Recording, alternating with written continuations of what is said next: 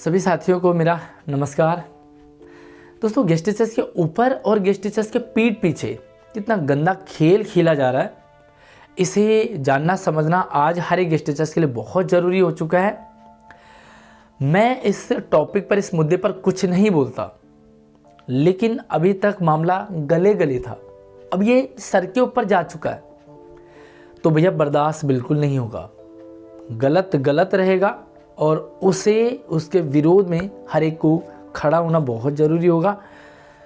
ऐसा लगता है कि राजनीति के लिए कोई दूसरा टॉपिक नहीं बचा सिवाय गेस्ट टीचर्स के। पहले ये राजनीति गेस्ट टीचर्स के ऊपर सरकारें करती थी, अब भैया सरकारें तो राजनीति करेंगी क्योंकि उनका नाम राजनेता है। यहाँ तक तो ठीक था, लेकिन गेस्ट टीचर्स ही गेस्ट टीचर्स के ऊपर राजनीति करे ये तो चलेगा नहीं। चलो गले गले तक तो फिर भी चल रहा था, अभी तक चल ही रहा था, सारे लोग झेल रहे थे, लेकिन अब तो भैया सर के ऊपर जा चुका है। कुछ परमानेंट टीचर्स को भी राजनीति करने के लिए गेस्ट टीचर्स ही मिले। आपने कुछ दिन पहले एक वीडियो देखी होगी जिसमें परमानेंट टीचर्स के संतराम जी, कृष्ण कुमार फोगाट जी एक मीटिंग करते हुए नजर आए, जिसमें वो गेस्ट टीचर्स के सपोर्ट में खड़े होने की बात कर रहे थे और उन्होंने कहा कि भाई गेस्ट टीचर्स को एक हो जाओ, यूनिटी हो जाओ, आपकी बात को हम आगे तक ले जाएंगे। और वो लेकर के भी गए, वो डायरेक्टर साहब तक भी पहुंचाया। वो सपोर्ट में है, एक हो जाइए, ऐसी वीडियोज उनकी वायरल हुई, आपने भी देखी होंगी। तो कुछ दिन यानी कि कल की ही एक और वीडियो है जिसमें संतराम जी कह रहे हैं कि भैया मैं अब गेस्ट टीचर्स के लिए खड़ा नहीं रहूँगा। मतलब अचानक से क्या हो गया। साथ ही एक और पर्सनैलिटी आपके सामने आपने देखी होगी, जीएसटीए के अध्यक्ष बने हुए हैं, जो शायद उनका नाम प्रदीप डागर है।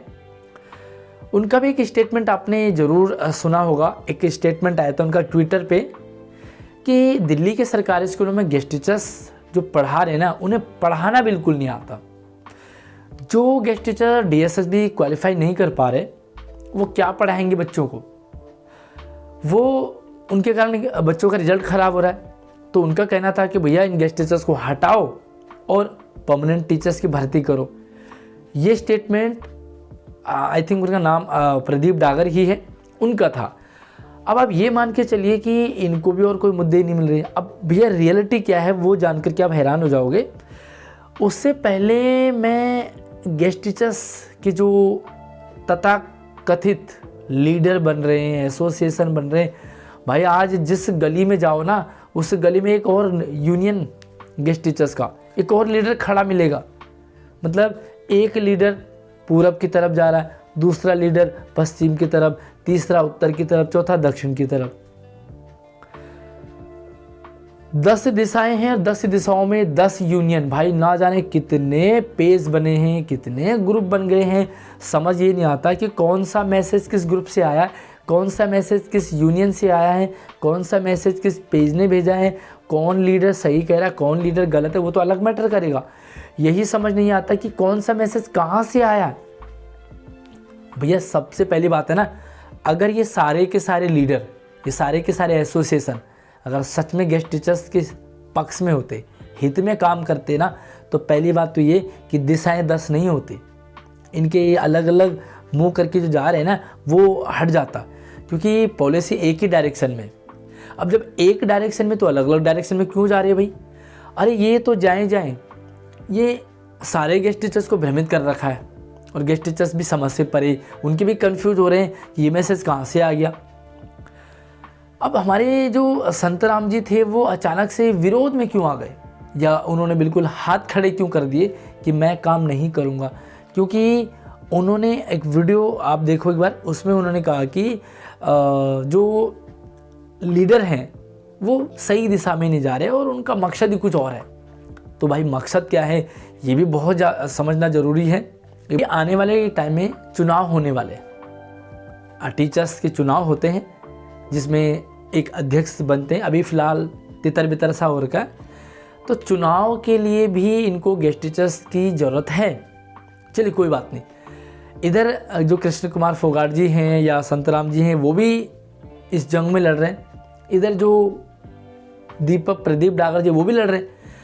अब भैया सही बात तो ये है कि जो गेस्ट टीचर्स के साथ खड़ा रहेगा, जो गेस्ट टीचर्स की बात करेगा, जो गेस्ट टीचर्स के सपोर्ट में रहेगा, जो गेस्ट टीचर्स की बात आगे रखेगा, उसके ही सपोर्ट में तो गेस्ट टीचर रहेंगे। तो संतराम जी बात कर रहे हैं गेस्ट टीचर्स की, ये जो प्रदीप डागर हैं ये तो गेस्ट टीचर्स की खिंचाई कर रहे हैं, गेस्ट टीचर्स को हटाने की बात कर रहे हैं। तो फिर भैया इनको यूनियन में जोड़ने का क्या मतलब है, इनके पीछे खड़े होने का क्या मतलब है, इनको साथ लेने का क्या मतलब है? ये तो बंटा धार करा देंगे गेस्ट टीचर्स का। वैसे ही वो गेस्ट टीचर्स को पसंद नहीं कर रहे, गेस्ट टीचर्स को पढ़ाना नहीं आ रहा, तो ये क्यों साथ खड़े रहेंगे और इन्हें साथ में क्यों लाया जा रहा है?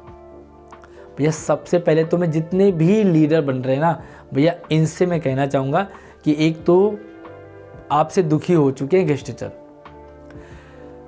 हर किसी के अंदर ईगो भरा है भाई, किस चीज़ का ईगो है समझ नहीं आता। अरे भाई है कुछ नहीं, अगर ऐसे ही चलता रहा ना तो बस कुछ महीनों के मेहमान हैं गेस्ट टीचर, और उसके बाद दिल्ली के अंदर कोई गेस्ट टीचर नहीं बचेगा। इतने सारी भर्ती आ गई हैं, सबने देख ही लिया है, कुछ टाइम और दो, कुछ और भर्ती आने वाली है। भैया सबका पत्ता साफ है, एक ही मुद्दा था पॉलिसी का, दूसरा मुद्दा था सैलरी का। लेकिन इतने भाई फेसबुक पे देखो आप, इतने सारे डिमांड रखें। अरे भाई इतने सारे डिमांड पूरे ना होते, और सरकार जो डिमांड है ना वो लिमिटेड समझ सकती है। इतना कॉम्प्लिकेटेड आप डिमांड लेकर के जाओगे ना, भत्ता चाहिए, टीए चाहिए, डी, अरे भाई टीए डी कुछ ना चाहिए। गेस्ट टीचर्स की एक ही डिमांड है, पॉलिसी बन जाए, जॉब की सिक्योरिटी हो जाए, सैलरी बढ़ जाए। मुझे नहीं लगता कि इस तरह इन दोनों के अलावा फ़िलहाल कोई दूसरा है। हाँ मांग तो आगे बढ़ती रहती है, वो अलग मैटर है, लेकिन एट प्रेजेंट टाइम में ये दो ही सिर्फ डिमांड है, और इन दोनों की कोई बात ही नहीं कर रहा, ना कोई सैलरी की बात कर रहा, ना कोई पॉलिसी की बात कर रहा। अपनी अपनी ढपली, अपना अपना राग अलाप रहे। भाई जो बाकी गेस्ट टीचर है ना, उनसे भी मैं यही कहना चाहूँगा कि जो गेस्ट टीचर्स के प्लस पॉइंट में बात कर रहा हूँ, पॉजिटिव में बात कर रहा हूँ, उसके साथ खड़े हो जाओ, चाहे वो कोई सा भी हो, चाहे कोई सा भी हो। लेकिन जिसने कुछ टांग खिंचाई वाली बात करी ना, चाहे कोई भी हो, उसकी टांग खींच लो। भाई जब मकसद एक है तो टांग खींचने का मतलब क्या है? भाई एक यूनियन में दम है ना, भाई तू भी कर, हमें तो काम से मतलब है ना, काम होना चाहिए। तो काम चाहे जो मर्जी करे, क्योंकि आम जो गेस्ट टीचर है ना वो काम चाहता है, वो पॉलिसी चाहता है, वो सैलरी बढ़ी हुई चाहता है, वो जॉब सिक्योरिटी चाहता है।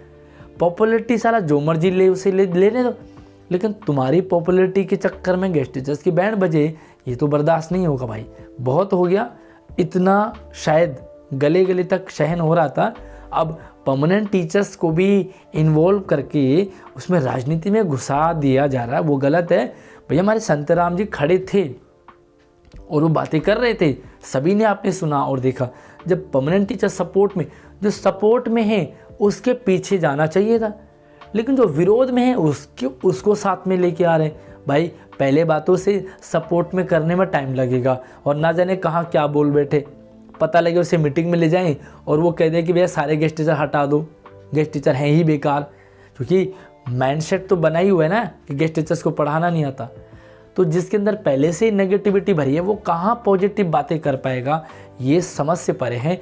बाकी भाई आप लोग जनता जनार्दन है, आप लोग कमेंट सेक्शन में बताइए आपकी क्या राय है, क्या हो सकता है। फिलहाल अभी जो रास्ता है ना वो कैट कोड का नज़र आता है। वह कैट कोड में अगर कोई डिसीजन पॉजिटिव में आ रहे तो कोर्ट का रास्ता अपनाना चाहिए।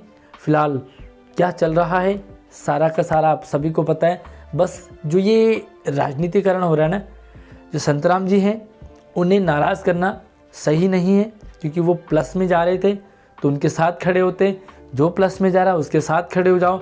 जिसने टांग खींची उसकी टांग खींच लो, बस यही अभी काम करना। गेस्ट टीचर्स को सपोर्ट वाले के पीछे हो जाओ, टांग खींचने वाला जो एक दूसरे की टांग खींचे ना उसकी टांग खींच लो। तो बस ज़्यादा तो कहूँगा नहीं, लेकिन हाँ यार मजबूर हो गया हूँ, क्योंकि बहुत देख लिया और परेशान हो गए इन लीडर के चक्कर में, इन एसोसिएशन के चक्कर में। बंटा धार कर दिया है ये एसोसिएशन। कोरोना में सोए पड़े थे, सैलरी नहीं बढ़ी 5-6 साल से, कोई एसोसिएशन कोई लीडर चू नहीं कर पाया। पता नहीं क्या सीन है इनका। तो यार आपको क्या लगता है भाई, अपने ओपिनियन आप कमेंट सेक्शन में रख दीजिए। धन्यवाद।